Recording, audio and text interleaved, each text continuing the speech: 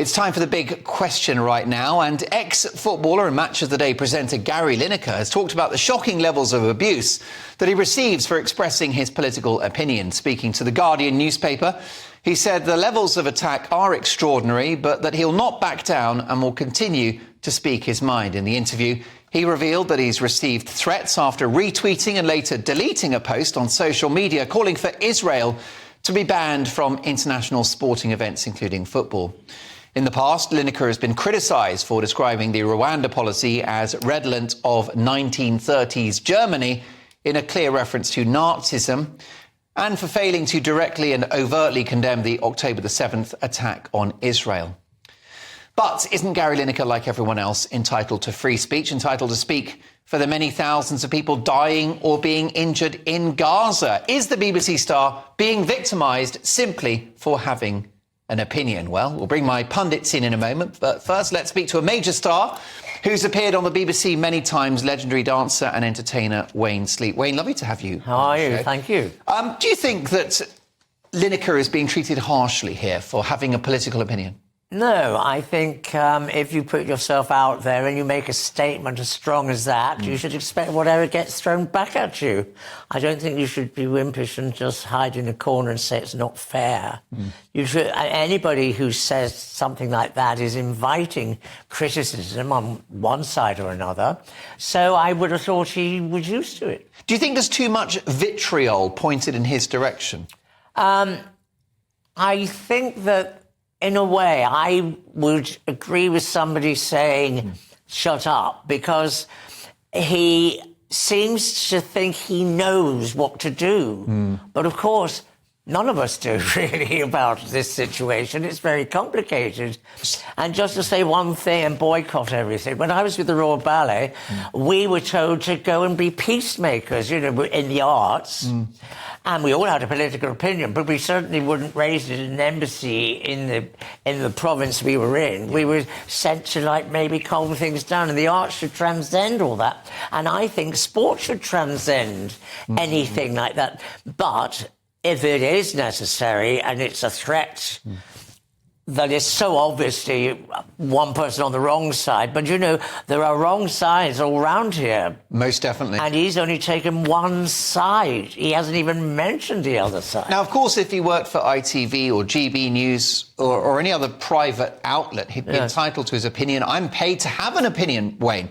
Yes. But is it a problem that he's so outspoken as an employee of the BBC, as the face of the channel, particularly their sports output? Well, he's been warned off a couple of times, you know. Do you think the BBC are being tough enough on him? Are they being strict enough with him? Well, he didn't say it on the BBC, you see. He said it in an Instagram or a post. And the thing with that is you should be allowed your own opinion.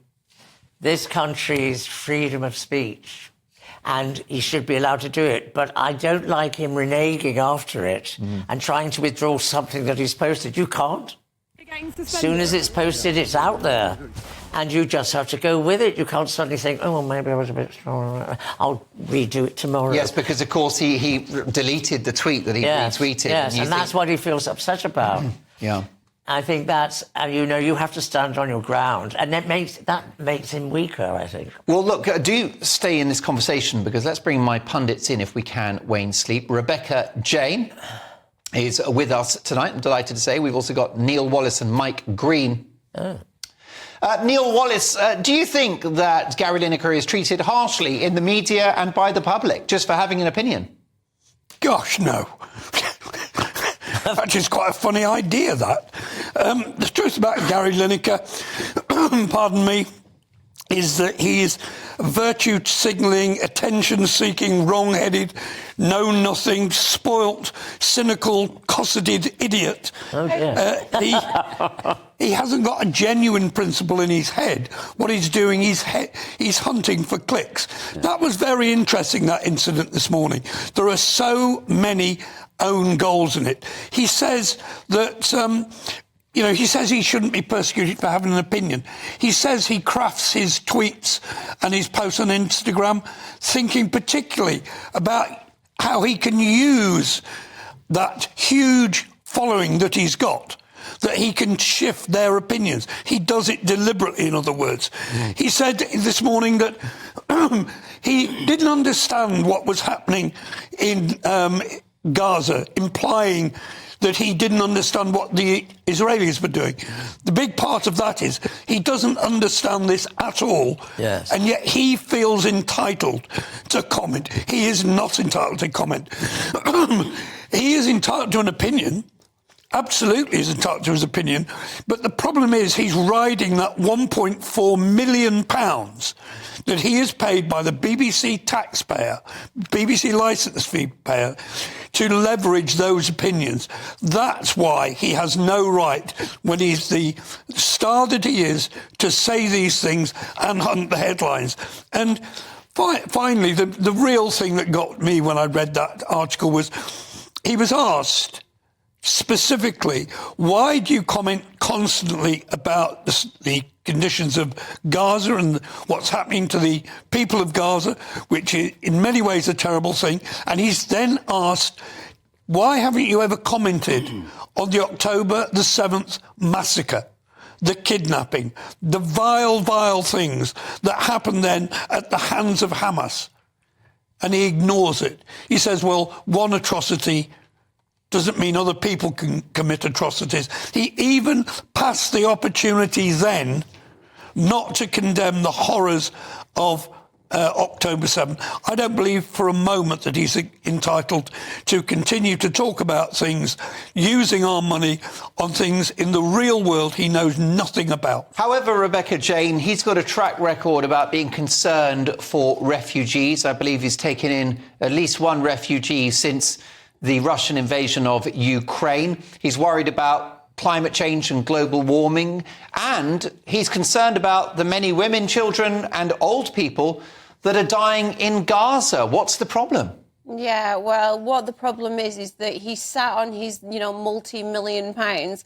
Get me the smallest violin out in the world. He's crying about the abuse that he gets for ranting his opinions that have been built on public money to an audience that has been built on public money. It's ridiculous. If you want to be in politics, go into politics. Don't sit there, take all the money, think that you're going to get all the glory. And the biggest problem with Gary Lineker that I've got is the biggest problem with the majority of people actually on the left side of politics. They think their opinion's right and they're not interested in a conversation about anything else whatsoever. They ram it down your throat until you just shut up. So I'd really like Gary to shut up and move on. OK, shut up and put it away. Mike Green, what do you think about Gary Lineker? Like you, Gary Lineker is an accomplished entrepreneur. He's got a company that makes hit podcasts. He's a pretty clever guy, isn't he?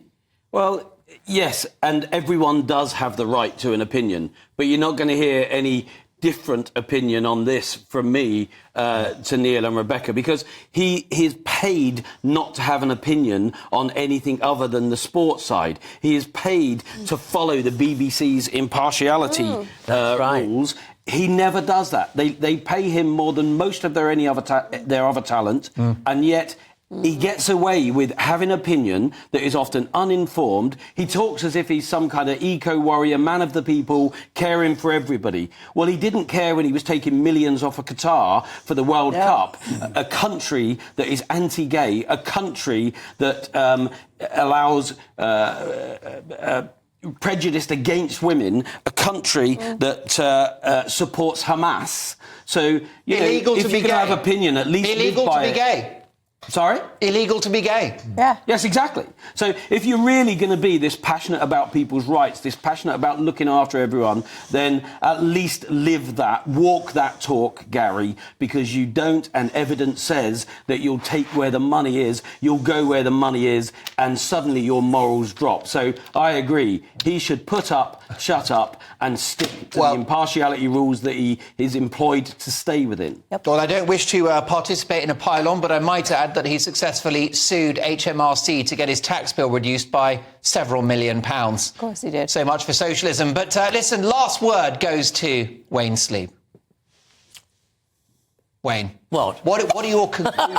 Actually, Wayne, can I be honest with you? Can I just have a little foxtrot or perhaps a tango? Come on, then. If only we had the cameras. No. What ultimately, final thought on well, this? First of all... He's just a human being. Why is everyone so horrible to him? Because he thinks he has an opinion which puts the world to rights. Okay. And he thinks he's thought it through, and he thinks he's come out with the absolute answer to everything every time he podcasts, every time he does a thing, and then he contradicts himself. Does it rub you up the wrong way, Wayne? Definitely.